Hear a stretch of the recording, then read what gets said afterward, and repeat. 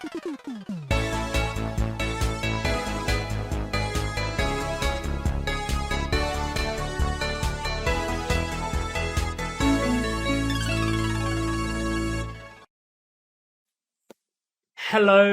brilliant, lovely Hello. men and women, boys, girls, cats, and dogs. This And non-binary people. all all of you, welcome. Everyone's welcome Yep. to Openly Beta's world famous Sandbox podcast. And this is actually quite a spectacular episode because it's episode 45, which is a large Oh my god. it's our biggest number yet. Mm. Uh That's actually the latest episode of Sandbox we've ever done. yeah, it is. So Mm. obviously to commemorate this Yeah.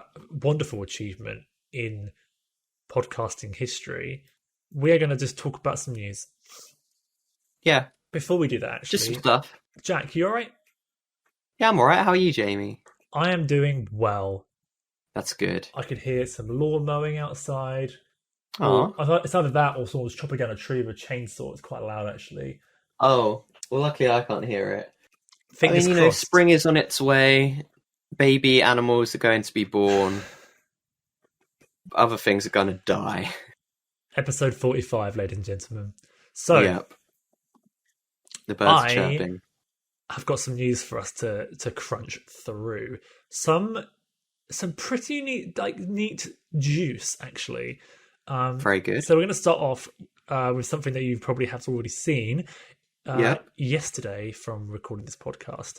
Xbox and Bethesda finalised their deal. The European Union and all the other unions said, yeah, you can do that.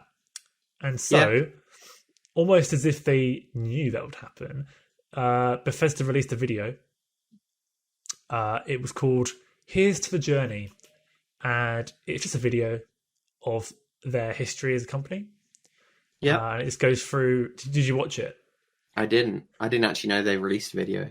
It just goes through their entire history, which is really cute because it starts off like really small. And they're like kind of, hey, we like games. We should make games and all that. And then you see their progression into horrific corporate conglomerate territory. And then, like all the fish in the sea, they eventually get gobbled up by a bigger one. Right at the end of the video, being Microsoft. Yay! There's always a bigger fish. Yeah, Microsoft announced that some games, at least, will be exclusive. Yes. And people freaked out in a very strange way because that seems kind of obvious. So the way I've interpreted it is the games that are already coming to multi-platform, which we already know anyway, will obviously continue to be multi-platform. They've already said that before. Yeah. They haven't obviously specified which games are going to be exclusives. No. But something tells me I'd be shocked if Elder Scrolls 6 wasn't exclusive. Definitely going to be. Oh, well, it might be, but... Oh, no, I meant definitely going to be multi-platform. I think it will. Yeah. I think that there's potential that... I mean, this is like 100 years in the future, but there's potential that Elder Scrolls 7 might not follow that trend, but also we could be flying around in hovermobiles by then, so... I mean, yeah, it's kind of dumb to say definitely, but I just feel like I don't think they're going to make more money making Elder Scrolls 6 exclusive, because I think by that point, a lot of people already own their PS5s. People aren't going to be bothered about buying a new Xbox. I think it'd be far better for them to not make it exclusive, but I might be wrong. Also, the thing about it is, we're saying that things are going to be exclusive, but everything's still going to be on PC as well because it's Microsoft. Yes. So it's really just PlayStation that's going to be missing out on things. And I guess Switch, but I doubt many of these games are going to release on Switch anyway. Well, if it's a Switch 2, I feel like the Switch would be the exception, and it might actually get those games if it can run it. Maybe. It's not in competition. I was going to say it's just not a competitor. The only thing they're worried about is the PS5. Yeah, it's such an interesting thing. I reckon that Wolfenstein might be an exclusive, though. Yeah, that's the sort of thing I think will be, because it's a big franchise, but it's much smaller than something like Elder Scrolls. There'll be like a Dishonored 3 as well, like stuff yeah, like that. Yeah. There's kind of, middle of the road AAA titles. It's funny, isn't it? Because you say middle of the road, but there's no doubt about it that Dishonored, Doom, Wolfenstein are all way better games than Fallout 76, for example. Yeah, they're not as, I don't know, they're not these huge franchises. It's like you still have in your head, like, oh, it's Elder Scrolls and Fallout, like they're huge. They haven't quite lost that mantle yet, but they're getting there. They're very close to losing that. I mean, if they release...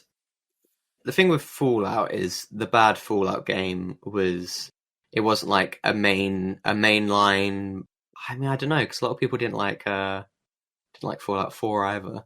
But I'm thinking exclusively about Fallout 76. But if you release like a main series title and it's terrible, after what Bethesda have been going through lately, that's when it starts to just, that's when you kind of lose your reputation. Because they haven't really had that yet. Like if Elder Scrolls 6 releases in 25 years and it sucks, that's the point where people stop caring about Elder Scrolls. I think if it just takes too long at all, like I think even now, well, yeah, I do honestly think even if they showed Elder Scrolls 6 gameplay today, I do think that it's been such a long time and too many bad things have happened with that developer that there won't be anywhere near as much hype as if they got it out the gate sooner. I do think that it's starting to lose that. Yeah, if they'd like, I don't know, released a trailer for Elder Scrolls 6 before Fallout 76 came out, then maybe. But there's still going to be crazy hype, and Skyrim was such a huge monumental game that people still play nowadays. It just be hard concerns to me. Quite lose that. This is what concerns me about a lot of these types of games is that they go, oh, Elder Scrolls 5 was really good, so we'll just do that again. And it's like what people liked about Skyrim, and I appreciate that Skyrim had flaws even when it came out, issues. But what people appreciated about Skyrim is that it represented another jump in open world gaming. Yeah. They can't just do Skyrim again; it has to represent a jump. That's why people get excited about Elder Scrolls, partly because traditionally they're at the forefront of open world RPGs. So they've got to continue to do that's the thing. It's like we didn't love Skyrim just because it's Skyrim. We loved Skyrim because of the context of when it came out. And it's like people love Pac-Man. If you just release Pac-Man as a AAA title. Oh, well, they haven't they? There's loads of £50 Pac-Man games they've released over the years. No, that's true, to be fair. The best people don't like it. No. It's like Super Bomberman R. Like, let's release that for 50 quid and see how that goes. Yeah, it's like, you've got to innovate somehow. You've got to do something new. So the next piece of news that I want to bring up is it's more rumours, and this pops up every so often on our podcast. We love rumours. We do. And this pops up every so often, not just on this podcast, but also on like every podcast on the internet that's talking about games. Or otherwise. And it's the Switch Pro. This latest rumour is looking very, very, very, very likely. I was going to say, this barely looks like a rumour, does it? It looks pretty official. So I have seen some truly disingenuous headlines for this. So we at Openly Beta pride ourselves on our journalistic integrity. Yeah, for sure. So this Switch looks to me either it's going to be like a DSi type thing. Yeah. Where it's very small, like little tweaks to make it a little bit more modern. Yeah. I should probably actually, for the listeners, just quickly go over what the rumor is. Yeah. Let's just skim over that. The rumor is news. The Switch. There's going to be some sort of upgraded Switch, which will be the same size, but with smaller bezels and a 7.2 inch OLED screen. Yeah. And it will support 4K, as in not that it will run games at 4K resolution, as in it will be able to output a 4K image onto your TV. Yeah. So that's what it is. Yeah. It's going to change the gaming landscape. So back to what I was saying, the DSi when it came out was basically, it was the DS, but with some features to make it slot in a little bit better in the emerging smartphone world, basically. Yeah. Camera, it's like the UI was cleaner. Just the device itself looked a little bit more sleek. Yeah. And this is what I'm expecting with this model of the Switch. That's what I think it's going to be. Just a slightly improved Switch for a little bit more money. But what headlines have you seen, Jamie? What was it say? So this whole 4K output thing, classic. It's always going to make people roll people up on the internet. Yeah. Some people are saying we don't need 4K. Other people are going to say, "Oh yeah, right, 4K, more like 520p." Like no. So right now, and I don't really. It's a bit weird. So right now, the Switch runs on the Tegra X1 chip, which natively supports 4K already, which is weird. I didn't know that. And the Switch, for some reason, the UI on the Switch is 720p for whatever. Even on a TV, it's 720p. All people have been asking for ages for, like, can you just make it look cleaner, or like, can you just, because it can output 4K, so why not just have the menu at 4K? Nothing else, just so it looks clean on your TV, right? Yeah. 4K output could mean 4K Netflix support, YouTube 4K videos. Yeah. Which the Switch, the chip literally supports that already. Yeah. There is a Tegra. It's like a refresh chip, and I think it's called the Tegra X 1.2 or something. Which apparently is what this new Switch is using, which is literally just like a slightly improved version of the same thing. Yeah. Onto the headlines that I saw. Yep. I saw, this is the worst example, and I believe it was Tech Radar who posted this. Oh, brilliant. The headline was something along the lines of, what could we expect from the Switch 2? It's like, yeah, sure. I'd love to read the contents of that article as well. That is why people get mad. Because people see Switch 2, and then they keep reading, and it's like 720p screen. So like, what? Unbelievable. The Switch 2, 720p? That's a small number. And they read like slight improvement, like Switch 2, more like Switch poo, which is really stupid. That's good though. Are you gonna get a Switch? Are you gonna get the Switch 1.2? I'm not gonna get the Switch 1.2. I'm very satisfied with my Switch 1.0. Personally, what about you? I am also perfectly happy with what I've got. Yeah, I don't need any more features for my Switch. I'm happy with it. If I didn't have a Switch, I probably would. Because why not? As long as it's priced fairly. There is an exception. But it's Nintendo. That. Oh yeah. I would buy it if it actually was going to increase the performance a little bit. Yeah. I don't even mind if it's not that much. It's just, it could do with just a little bit more juice. Yeah. Just some games are just kind of, they just need a little bit more of a push. Otherwise, I'm really happy with the Switch as it is. It doesn't really need much more. I mean, you also play much more intensive games than I do. I play like Animal Crossing and Mario Kart. Mario Kart's a beautiful, beautiful game. Oh yeah, it's despite being incredibly old, it's an absolute showpiece for what the Switch can do. Yeah, it's great. You know, it's not quite as janky as the Hyrule Warriors Extreme Fighters Edition. Yeah, it's the worst one is still to this day like Xenoblade Chronicles 2. Yeah, I can't get over how funny that looks sometimes. But you know, stuff like that.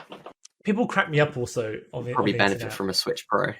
And this isn't just people commenting either. This is like people reporting news on podcasts and stuff that I've seen do this, where they throw around, a Switch. Hopefully, finally, we can have 1080p 60. That's all I want. Mario Kart 8 is 1080p 60. Like, 1080p 60 is meaningless. Like, if a developer wants their game to run at 1080p 60, they can. They just need to make the game. They need to make sacrifices in other way. Like they make the graphics worse or whatever. You can do that. That's like saying, "Oh, finally we'll have this." It doesn't mean anything, because all it will mean is that loads of developers will just make better looking games at the same crappy resolution and frame rate. That's just that's all it is. Yeah. Sorry, I just had to say, it's surprising how many articles you read online which don't quite get that. Yeah, even though it's articles from people who should get that. Yeah. That's the media for you. I say that's the whole conversation. Right, so on the subject of the media, we're now going to talk about Meghan Markle and Prince Harry. That is something that's the biggest out of gaming the scope, controversy. It's out of the scope of this podcast, and any Jamie, comments on that will get us into prison.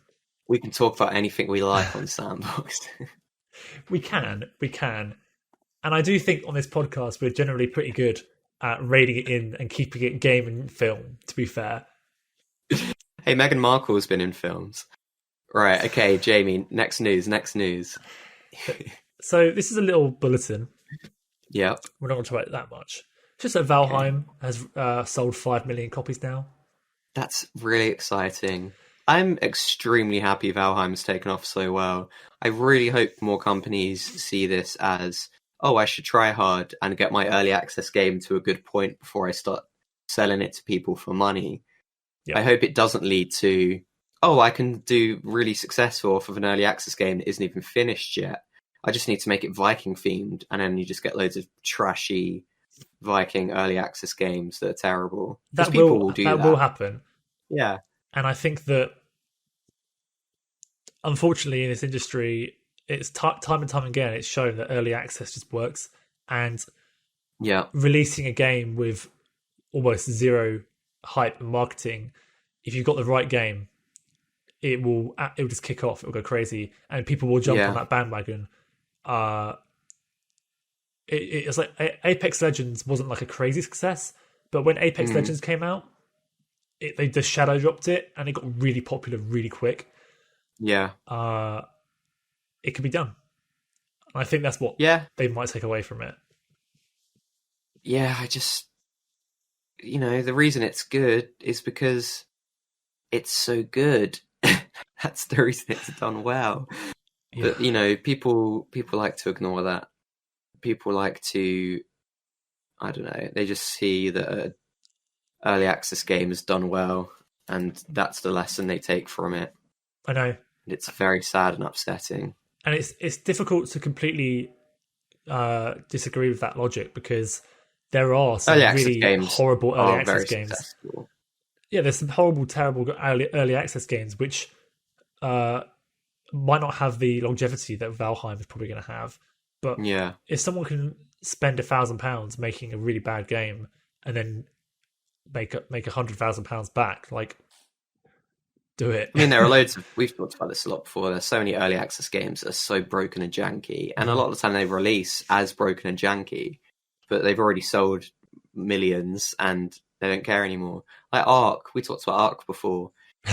A lot of people find Ark very fun, but you cannot deny that is an extremely janky game. But Valheim is not, presently. It's fantastic. No, I don't think we've encountered any bugs. It's just great. We encountered one, and it was completely not an issue, where an enemy was called, like, insert enemy name slime monster or something. Oh yeah, the slime are, like, unnamed currently, yeah. But they fixed that. They're now called Blob. There you go. I want to move on quickly. Go for it. There's a few things, but we're going to keep it nice and snappy, I think. But I found this one particularly juicy. Yeah. Remember Artifact? The card game? Vaguely, yeah. made by Valve. Like, Valve's newest game. Yeah. Valve have officially stopped developing it. Oh. Not only that, but they have now ceased all microtransactions on it and have given away all of the content in the game for free. Man.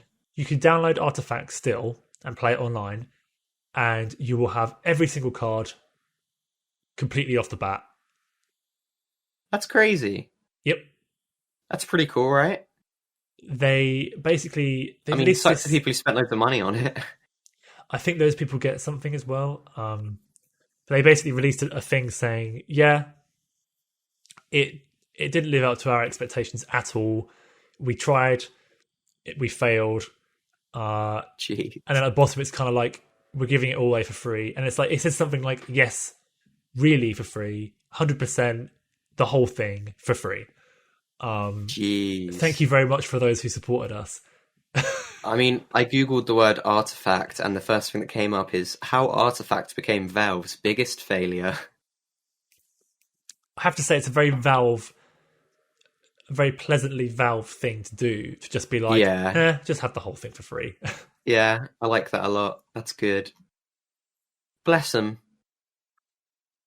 It is interesting, isn't it? It's people were just done with those types of games, I think.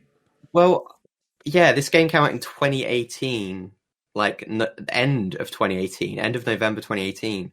I have like very vague memories of this as if it's a very old game. I thought it was like 2014 or something. I say very old, you know what I mean? There's just nothing. There's nothing that differentiates it from all the other card games. No, I mean, like, Magic. Why would I play this over Magic the Gathering? Or Hearthstone? Like, that's probably Hearthstone. Yeah, probably better comparison. I know very little about card games. No, I don't. I don't claim to either. But yeah, no, it's fine. You've claimed. I hereby claim I am the expert of all card games. Heary. So the two quick things to round off this news section. The first thing, I just saw this and I thought it was really funny just to mention it. Last week, the Wii U got its first update since 2018. That's so interesting. What was the update? So almost certainly, all of them shut down. No, well, it was almost certainly to quench any homebrew stuff on there. It was probably just like because there's tons of the Wii U is a great machine for homebrew software now. And they probably just released an update to make it a little bit more difficult for you to put homebrew on it, because the actual to make it a bit worse. Well, yeah, probably because the actual update is fixed stability issues. It's like right. Remove Herobrine. Yeah, that sort of thing. Yeah, that's very, very funny. The last thing that I have for you, game related, is Hit me. There was a game. Now, I don't think we talked about this last week because I don't think it was announced at this time last week. Aliens Fireteam was announced last week. You did mention this last week. Did we? Yeah, well, you mentioned it briefly because we were saying that's quite exciting, that a new Aliens game. I thought we might have done. Yeah, I don't think we knew anything about it though. I'm not sure if we still don't. So they've released some information now. This Cool. is actually news. They've released the classes. So it's a 3-player co-op shooter. Yeah. But there are 5 classes to choose from, which are Gunner, Demolisher, Technician, Doc, and Recon. Okay. Pretty standard. Pretty standard. You've got Scout. You've got Healer, Sniper. DPS, AoE, Tank. Healer, tank, and Yeah. that's it. Following that Alien. trend of those types of games, they also released some of the enemy types. Cool. Now, they said some stupid thing like there's like 32 different enemy types, which is mental. Yeah. They released 6, I believe it was 6. Especially in an Alien game. Yes. Like, there's not that many variations of aliens in the films. Well, of course, the aliens can be whatever you want them to be because that by nature they are forever adapting and evolving as creatures. Yeah. I don't know the actual names of the creatures, but they Xenomorphs. perfectly follow the specific types of xenomorphs that they showed. Okay. But they are literally the Left 4 Dead special zombies. I was about to say Left 4 Dead zombies. What have you got? Like a boomer, Boomer, Zuma, Charger, Spitter, Tank, and Hunter. The whole lot. Millennial. It's literally like for like with Left 4 Dead. It's pretty funny. I knew you were going to say that as soon as you mentioned alien variants. Yep. That's fair. I'm still quite excited to see more of that. Yeah, I'm actually kind of down for it. I'm down. Yeah. If it's again fairly priced. Yeah. Like if they release this for £30, I might. If it looks good, I might be down for that. Yeah. Could be a lot of fun. It's so obviously they have like a billion different classes. I'm assuming we're going to get some androids, some robots as well. Yeah. Maybe even some like. I mean, we've got the engineers who exist in this world too, who could be like a boss, I guess. Yeah. I would love it if one of the classes is just David. David. Oh yes. I'll do the fingering. They could have Yeah. bloody. I've lost it now. Predator. Oh. They love Predator. Yeah. No, I was going to say that earlier. Actually, Predator. Yeah. Wouldn't surprise me. They could have the big squid octopus monster. As I only. Should I? Oh, go on. No, you go, because I was going to move us on. I want you to move us on. Oh, okay then. Move me. I will move you. Or should I move us on to some quick little movie news? I can't wait. So I didn't actually realise, but Raya and the Last Dragon actually released. Yeah. I didn't realise it come out already. I thought it was more of a summer thing. It had a worse performance in its opening weekend than Warner Brothers' Tom and Jerry movie did.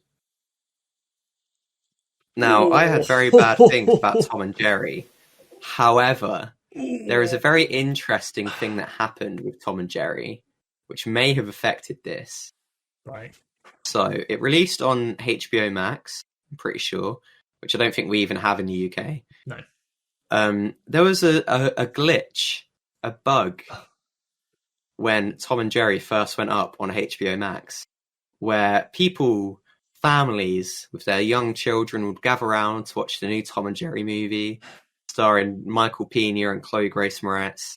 They'd get all excited, they'd click on it, it'd load up, it'd buffer, it'd start playing. They are met with Zack Snyder's Justice League director's cut. Now, this movie was not supposed to release yet. So many people watched the Snyder cut early via Tom and Jerry. I have not heard of that. That is so I'm surprised. funny. It was pretty big news. So a lot of people have now seen the Snyder Cut. Well, they might as well just release it. Yeah, I don't know what their plan is. It's still, you can't find it online somehow. Apparently, no one downloaded it. Maybe that's changed now. Yeah. So I wonder if that improved Tom and Jerry's performance, because legions of people were heading over to Tom and Jerry to watch the Snyder Cut. I feel like that's a given, right? Almost certainly. Yeah, they fixed it relatively promptly, but that's so what funny. Happened. Somehow, I mean, I'm like certain that it was intentional, and it was the best publicity stunt to boost Tom and Jerry's numbers. Because I heard some bad things about that film. I mean, the trailer was god awful. I mean, it just doesn't look like Tom and Jerry, really, does it? So that happened, which is a lot of fun. People saw the Snyder Cut nice and early. Yeah, but they didn't have to watch Tom and Jerry. The new Disney Princess movie, was that good or bad? I don't know. Okay. It looks pretty standard to me. Yeah. I kind of just completely skimmed over that in favor of the Tom and Jerry Snyder Cut. Yeah, fair. Yeah. It's critically acclaimed. It's got good ratings. I'm sure it's as good as any other Disney princess movie. They're usually pretty good movies, at least. Yeah. Unless they're Moana, in which case they're incredible Disney movies. I haven't seen Moana, but and Tangled. Tangled's underrated. Tangled and Moana are superior to Frozen. Anyway, other movie news. We've seen some promotional images of Space Jam 2: A New Legacy. Yeah, I think I saw this actually, yeah. Have you seen Space Jam? No. That's something we never talk about. I love Space Jam. It's such a terrible, campy mess. I know nothing about Space Jam. And the acting is hilariously awful. It's great. I love it. It's filled with simultaneously athletes who can't act and who are desperately trying, and famous actors who can act who don't care and aren't trying at all, like Bill Murray. Oh. And then there's just the Looney Tunes there, so that's fun. That's what the sequel's going to be. It's also going to be on HBO Max. The plot of the sequel, the bad guy is played by Don Cheadle, and he is called Algae Rhythm or Algorithm. And he's basically he's trying to steal LeBron James's Instagram followers, I believe. This sounds like a terrible, terrible movie already. And LeBron James and his son, Dom, played by Cedric Joe, I'm reading this directly off of the Wikipedia page if you can't tell, who dreams of being a video game developer, they get trapped in a virtual space by Algae Rhythm. And then the Looney Tunes have to help them. The Looney Tunes in this movie are they're 3D CGI. Yeah. Which is quite weird. This might be controversial. I don't think it looks that bad from what I've seen the images. Okay. But it is a bit weird because kind of the charm of the first movie, and a lot of those sorts of movies, like Who Framed Roger Rabbit, is having the 2D hand-drawn animation colliding with the live action. Yeah, I thought that was kind of the whole deal, yeah. So it is kind of a weird choice, and I feel like I would still prefer that, and it would probably actually look better. But I don't actually think the CGI looks awful, but I don't know, it seems kind of like a weird choice. We're trying to have a look now to see what this looks like. If you search Space Jam 2, I'm pretty sure you'll immediately get a picture of it. Yeah, it's a shame. Yeah. It doesn't look terrible, in fairness. No, it looks far better than I thought it would be when I heard, this CGI Bugs Bunny. This movie does not belong in this decade at all. It doesn't. Who watches Looney Tunes anymore? That's not popular at all, is it? No, but you know what, Jamie? We're over 80s nostalgia now. I know. We're arriving at the age of 90s nostalgia, and that is the best. You're right. The 90s was the weirdest decade. No, you're right. There was no style. There was no theme. No, not. I'm actually so down for some '90s nostalgia. Definitely. I kind of weirdly feel like it's the perfect time for Space Jam 2. So the plot obviously sounds horrendous. It's Don Cheadle's trying to steal LeBron James's Instagram followers, and for some reason his son wants to be a video game developer. Why is that included in the plot? Is that going to play into it? Bizarre. But it looks like it's going to have a Wreck-It Ralph 2 / Emoji Movie type plot where they have to go through other Warner Brothers properties. This is what I've heard. I don't know if this is true. This may be a rumor. But I think there might be an aspect of it where they are traveling through the Wizarding World and what? Godzilla and DC. The whole basketball angle is so bizarre in the context of everything else that you've just said. I mean, even in the first film, it was very tenuous. The first film ultimately was about slavery, but I don't know how the link is going to tie it in this film. So this is a really strange movie. And Can I just say, when I said the word slavery, can we do a hard zoom on your face? You went... I haven't seen the first one, so it's a little bit surprising. The images of LeBron James for this film, he looks so serious. Yeah. I have to say, I as someone who is not familiar with this now franchise. Yeah. I actually do love how just downright bizarre it is. Like, it's completely just we're making this bizarre movie and we're going to rock it, and I quite like that actually. That's the thing I love about Space Jam is it's such a weird film, and a lot of the times it's absolutely awful. And Michael Jordan's acting is just terrible. It's like the worst acting I've ever seen. Wow. But like, it's so charming at the same time. You know what? I'm looking at this CGI picture of Bugs Bunny. Yeah, I kind of can't stop looking at it. It's not terrible. It's really. Not. It actually kind of looks alright. As much as I hate to say it, it's really not that bad. It actually somehow is quite a successful transformation of the 2D character into a 3D model. Yeah. Like, it looks pretty cool. It's still stylized in that, crazy way, yeah. Yeah, it looks like a Looney Tune still. There's also been a lot of controversy about Lola Bunny being undersexualized or desexualized. I don't understand. Carry on. Well, I'll just say, so Space Jam came out in 1996 or something? It was 1996. Man, what a shout. Think about the rise of furries over the past half a decade, let's say. And then think about the fact that a lot of these people will have seen Space Jam during their formative years. Now, I'm not saying that Lola Bunny is the sole reason for the intense rise in furries, but that is definitely what happened. So they're toning that back a bit for Space Jam 2 with a bit of a redesign. Yeah, I've seen... I mean, obviously I know who bloody Lola Bunny is. Lola Bunny. And I've seen vaguely that people mentioned this about this movie. It's very bizarre. I mean, this conversation is bizarre that we're even having to talk about this in any way. Who cares? At the moment. Who gives a damn about that character? What? Well, apparently there's intense outrage. Well, the director of Space Jam 2 said it's going to be better than the first, so there we have it. Yeah.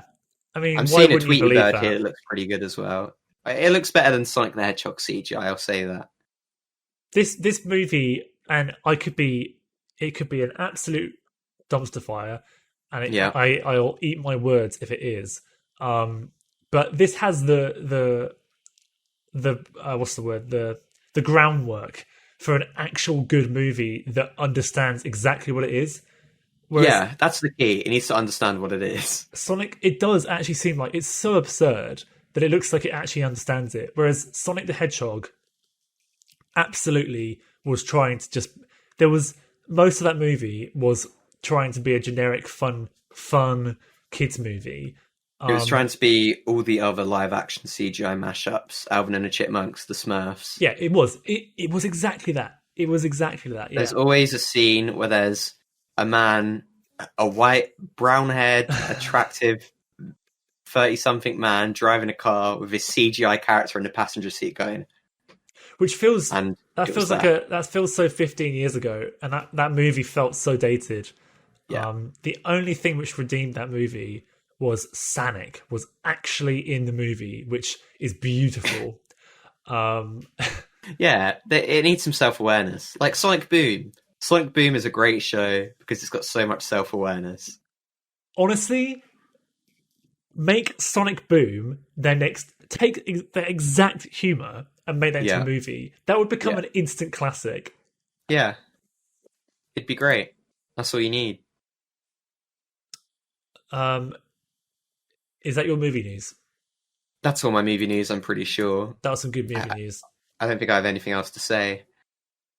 But I will say that post-lockdown, we are definitely watching Space Jam together. And there's a million drinking games we can play. A million drinking games. And there's a whole list of movies. It's gonna... Yeah.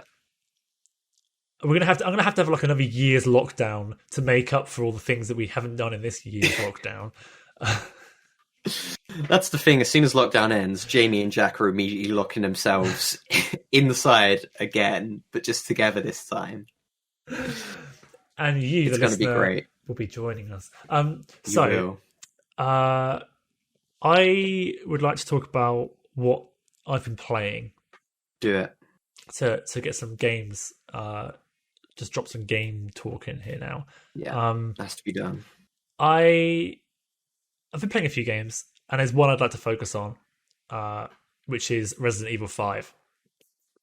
So I played last night Resident Evil 5. I played half the whole game. I had a real sesh, and it's such an interesting game to play in 2021.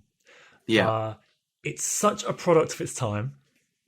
It is such a brown game.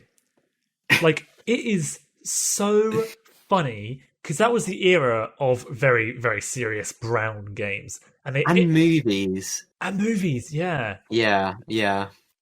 There is a part of that yellow game, filter over everything. Yeah, so there's a part of the game, and it was always kind of like we're playing it like this is so brown, and then there's a scene where you walk out from a cave, and it's like comically brown. It's like they put a brown filter, like a heavy brown filter over it, and then cranked up the contrast big time, and it just looks so appalling, and you know exactly what they were going for. And at the time, RE5 was like really pushing the bar for graphics, I think.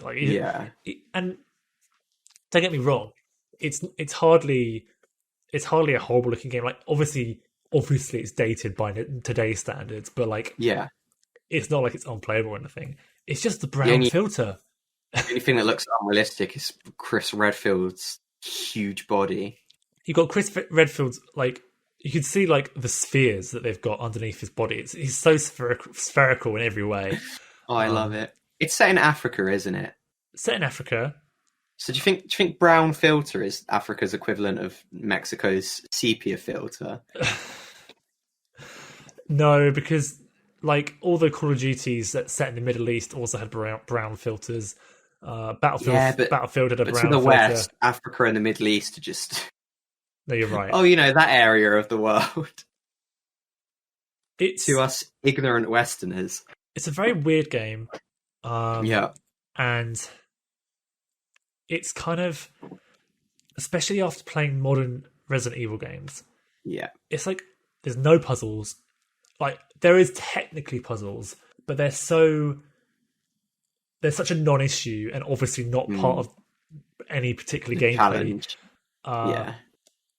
The encounters feel like it's even in the same franchise.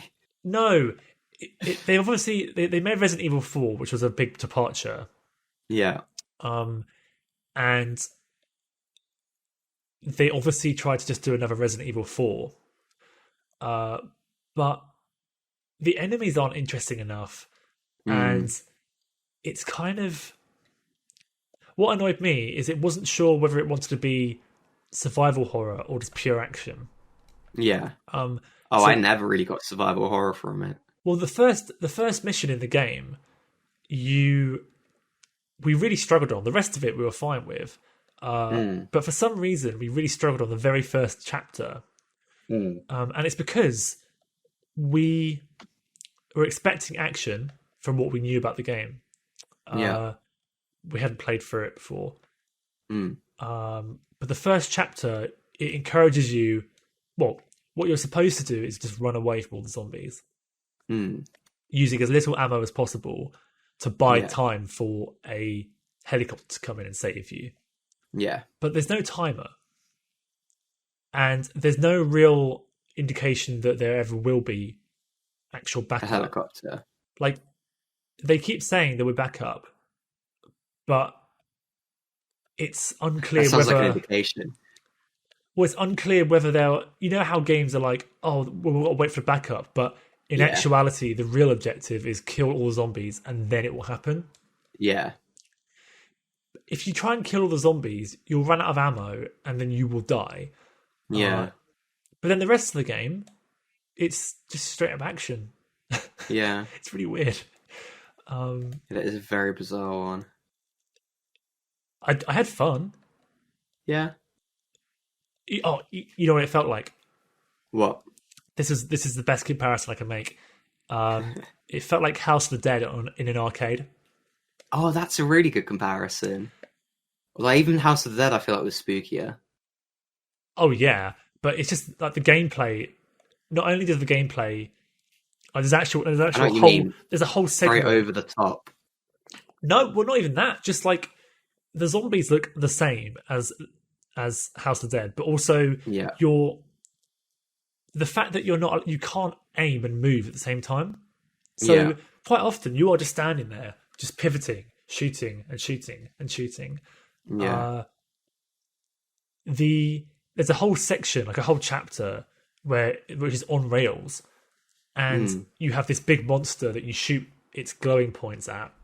Yeah. With an infinite machine gun, and it like Rayman Raven Rabbids. Literally nothing like that.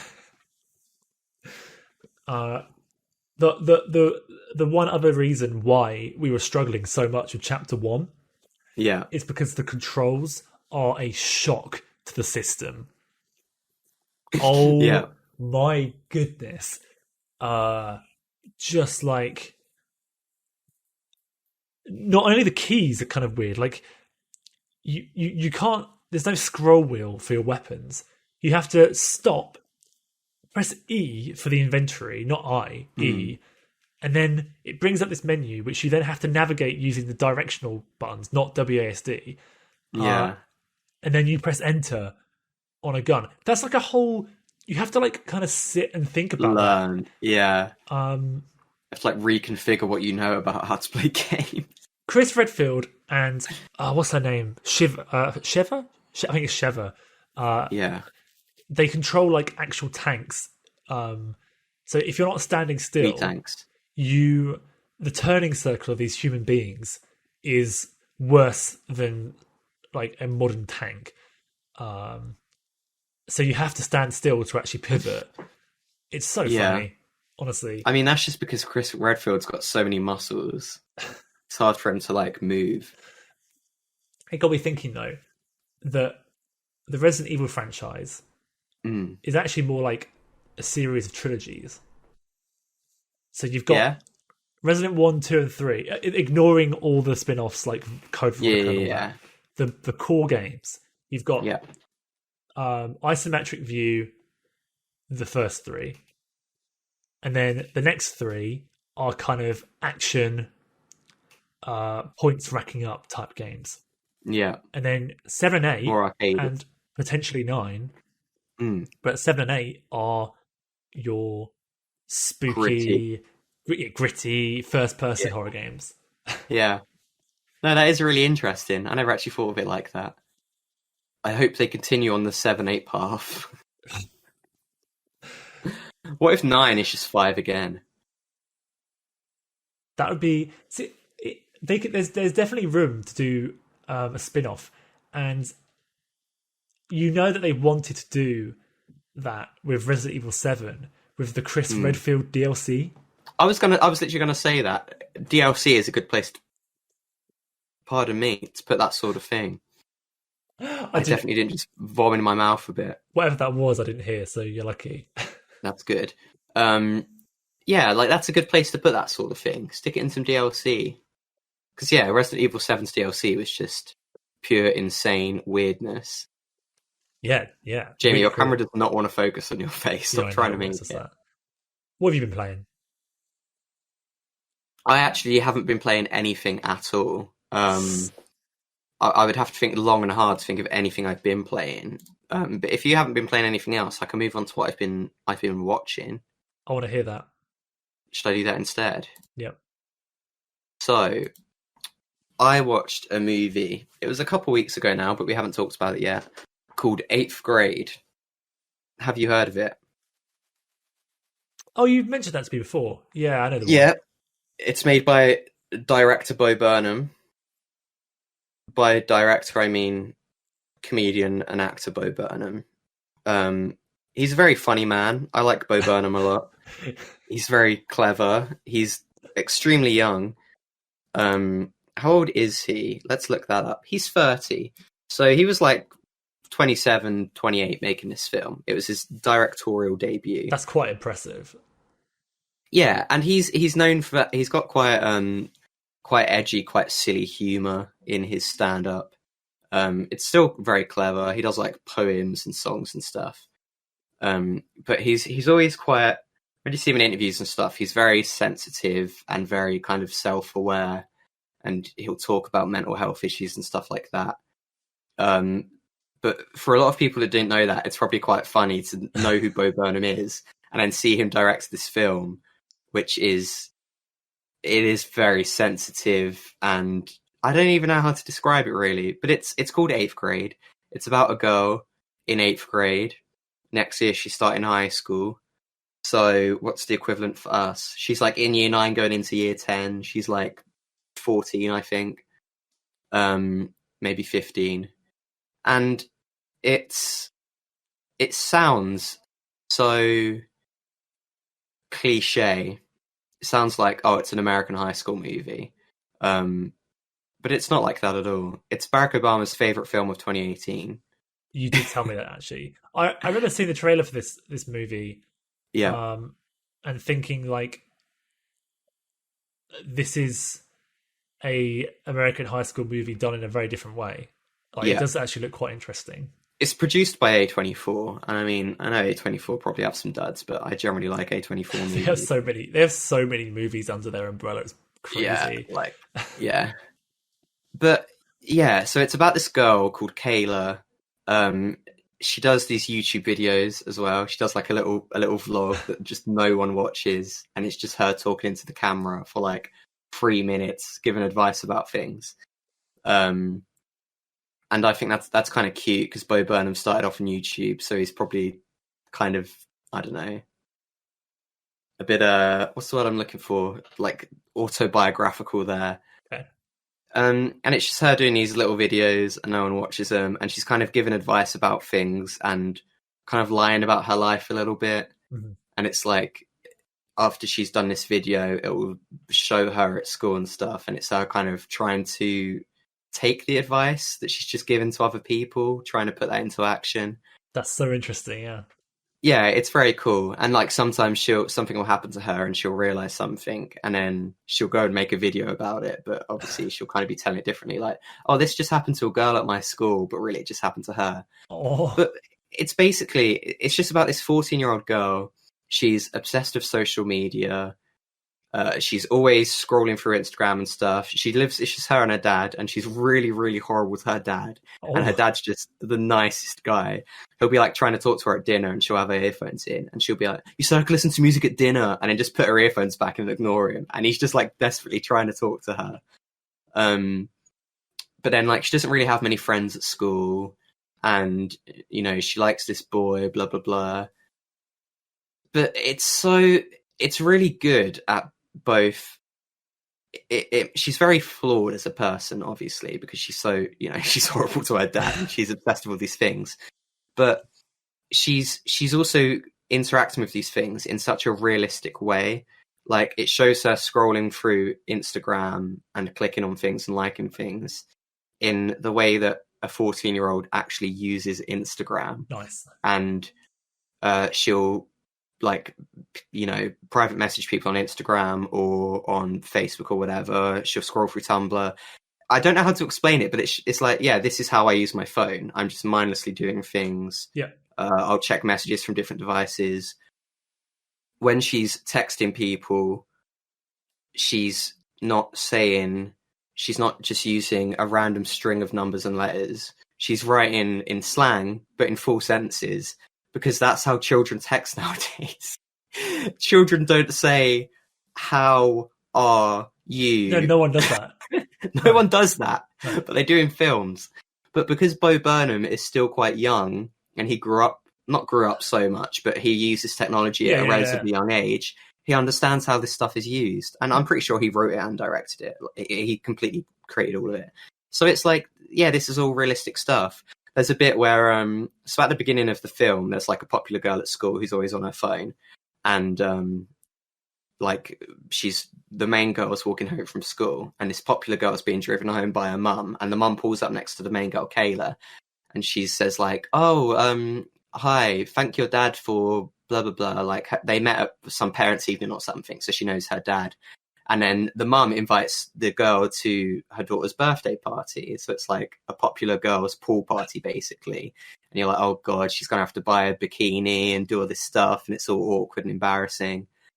And then the girl texts her later on Instagram, and she says, "My mum told you to invite me to my birthday, so this is me doing that." It's like, that's worded in such a realistic way. That's how a 14-year-old girl would invite another 14-year-old girl they didn't want to invite. But she ends up going, and it's kind of hinted that the reason the mum has invited her is because she, like, fancies her dad, basically. So there's little bits like that where it's like, all the characters kind of do things for reasons. But it gets to the end of the pool party, and it's like, there's awkward moments and some things happen, but there's nothing really big and like a big humiliating, oh my god, thing happens. Yeah. It's just little things, and it's like that throughout the whole film. It's just little things happen.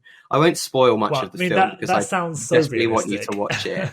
But I'd say my least favourite part of the movie is at the very beginning. She's in class watching like a video of all the other students.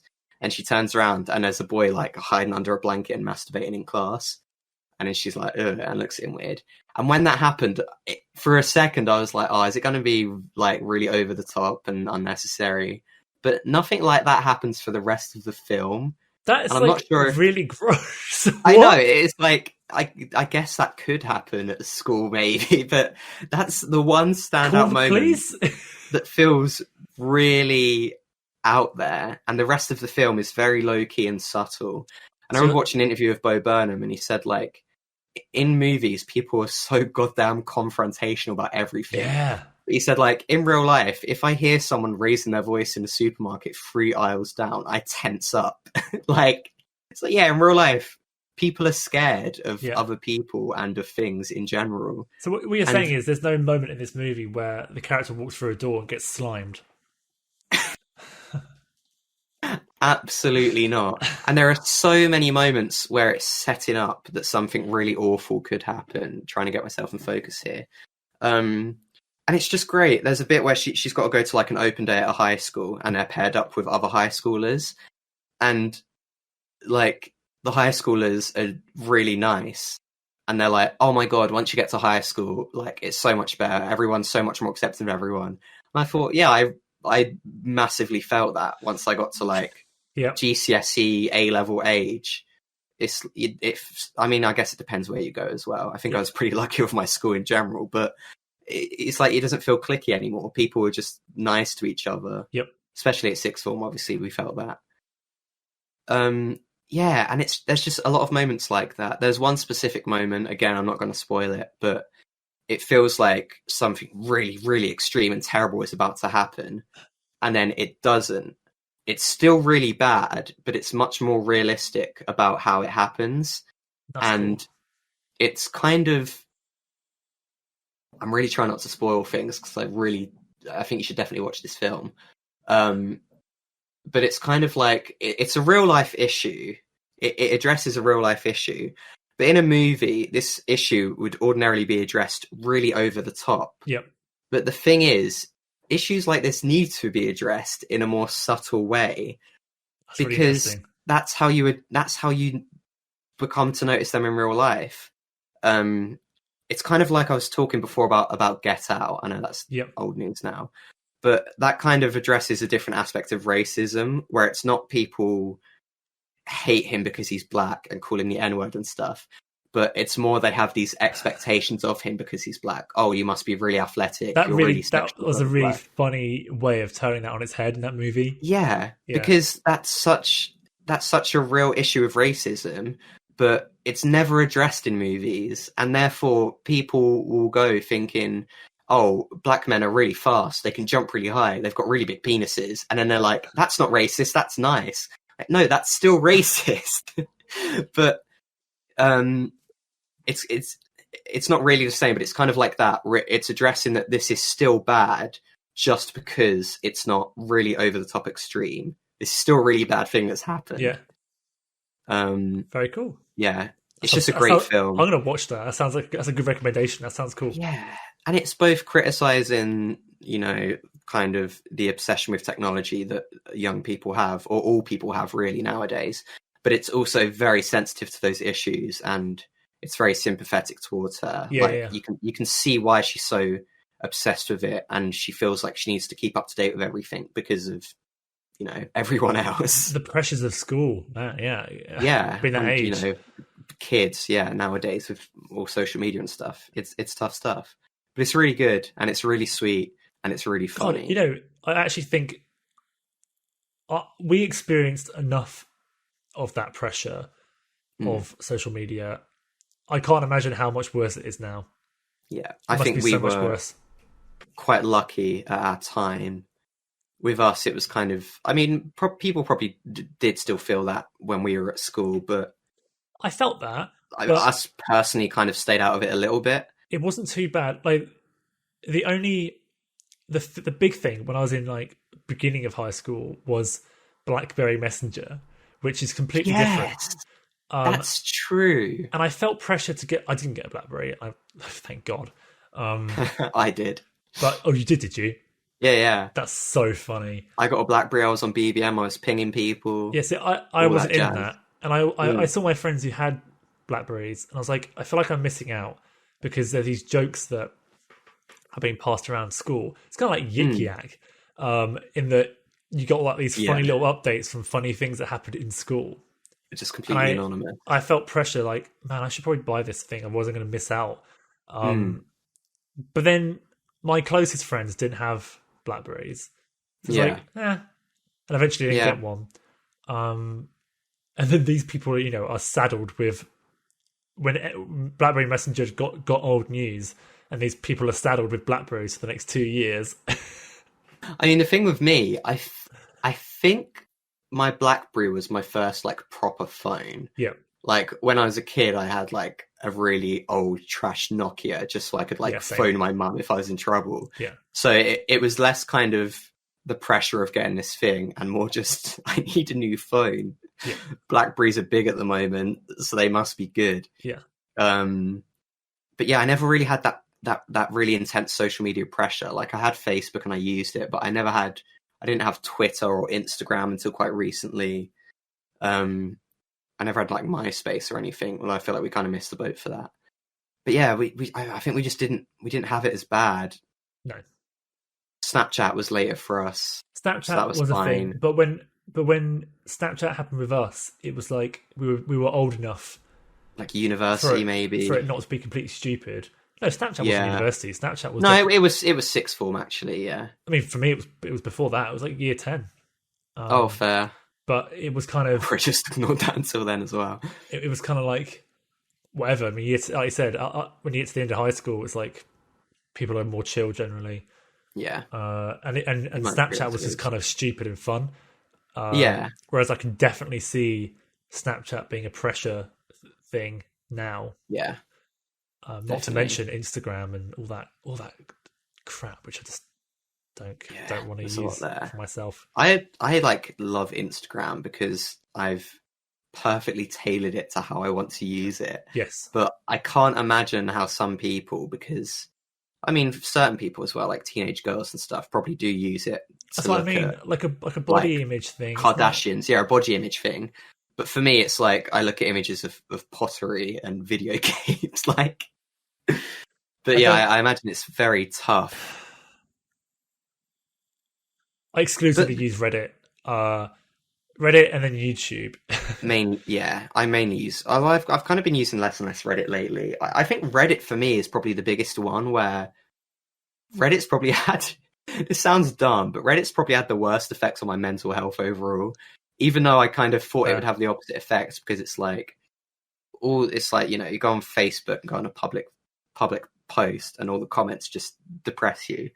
But I think the thing with Reddit is, and it's probably my fault for tailoring it to this, but it just pushed so much negative news and stuff at me. I completely especially agree. At the moment. And it's like, I don't need this. So I definitely have been using less of it. It's frustrating because all I want, really, and I don't need Reddit for this, but it's so good for just game and movie news. Yeah. Like, you get stuff on Reddit before anywhere else gets it. And I'll be honest, I just think that your classic websites and articles, the big ones, there are probably so many small websites that I haven't heard of, which are fantastic and have really good writers on. But I don't know what they are. The big boys are just terrible. And quite often these websites get their information from Reddit. So I'd rather just go to the source sort of thing. Yeah. But that's the only thing that I use Reddit for, really. I try to avoid other stuff. Partly my fault for just, I don't know, following certain subreddits and stuff that I shouldn't be. But yeah, anyway, that's 8th grade. It's going back. Yeah, it's like, Sandbox. the popular characters, the bully characters, the boy she has a crush on. They're not cliche. They seem like real human beings. Yeah. They're not just teenagers. They're people. The bully character doesn't call her four eyes and push her down. Like, she just is kind of indifferent towards her. Like, she'll go up to her and talk to her, and she'll just be looking at her phone the whole time, like, yeah, like just kind of ignoring her. Yeah, it's like, yeah, that's that's what bullying is, I guess. It's all this over the top stuff. Yeah, highly recommend 8th grade. Very good film, very emotional at times, very sweet. So over to you. While watching it, we're approaching the end of this podcast, so I'll keep it nice and quick. But go for it. I did ramble for a while. It was a good ramble. I enjoyed it a lot. Thank you. The obvious elephant in the room here, which is something that I don't want to talk about on this podcast, is WandaVision. Yeah. Which obviously we've been doing updates on that quite regularly. I forgot that was last week. I don't particularly want to. I don't really want to shove a WandaVision discussion into the podcast right now. Yeah, we'll probably end up talking for 3 hours. I would rather that was potentially a separate video if we wanted to do that. I'm down for that. I have been watching Ant-Man and the Wasp, which I also won't talk about because we've seen it. But that's where I'm up to on my Marvel list. And very nice. This film that I've never heard of, which is really, really good, and I highly recommend you check it out. Yeah. It's called The Invisible Guest. Ooh. And is it sequel to The Invisible Man? It is not. That would have been quite interesting to have a sequel that you'd not to The Invisible Man that you hadn't heard of. It is. I can't remember what country it is actually. I completely forgot. Spanish. I honestly, such a high recommendation. You need to watch this movie. Ooh. It is really, really interesting. I will quickly outline the premise. This is just the opening bit. Yeah. There's been a man accused of a murder. Yeah. And basically the entire movie is him talking to a lawyer about how he's going to win his defense case. And she says to him, "You have got it's like you have like 180 minutes, I think she said. Yeah. To talk to me. I want no BS. You need to tell me the whole story. Yeah. And I am one of the best lawyers in the country. I have not. Yeah. I'm retiring next week. I do not want to lose this final case. I want to win this. I am brilliant. I am smarter than you." So this type of character. Yeah. And she's like, "Tell me everything, and we're going to sort you out." Yeah. And the whole movie is basically trying to figure out what happened, how this murder happened, how this man was framed, and basically like how they're going to develop a case to set him free. Interesting. And it is a twisty, turny, awesome movie that constantly surprises you the whole time. I really enjoyed it. Man. I mean, it's got really good reviews. Yeah. I was so surprised by how good it was. Yeah. What's it on? Is it on Netflix? That's the thing. It's on Netflix. It's right there, ready to go. It's really easy to access, which is, I just find it so difficult these days. Like normally the film to watch just isn't on any streaming platform that you're actually paying for. Yeah. So I highly recommend you go and watch that. I think I will, you know. Watch it with your family, and it's a good treat. No, I mean, it sounds like something my parents would enjoy. A nice little murder mystery sort of thing. That's very good stuff. I haven't got more to say about that because I don't want to discuss it in any way because you need to watch it and figure it out for yourself, sort of thing. That's fair. Yeah. Very nice. So that concludes Sandbox episode number 45. I hope you enjoyed listening to our voices this week. Yeah. If you would like to listen to more Sandbox, there's another 44 episodes waiting for you. You're in for a treat. Trust me. Click right here. On whatever platform that you are either watching or listening this podcast on. Please do subscribe if you're on YouTube, or I don't know, refresh Spotify. You know how it is. And join, and you'll be able to hear me say the word "so" another 45 times. Yeah, we did address that last week. And you'll be able to hear Jack do his famous finishes. Probably not another 44 times. I think Jack only developed his famous last lines, in the last 15 or so episodes. But yeah, well, my main catchphrase is me going "yup." You do say "yup" quite a lot. Yeah, and yeah. I like to agree. If you agree that this was a good podcast, then there's also a like button. Yeah. Or you can just wire transfer us $1 billion.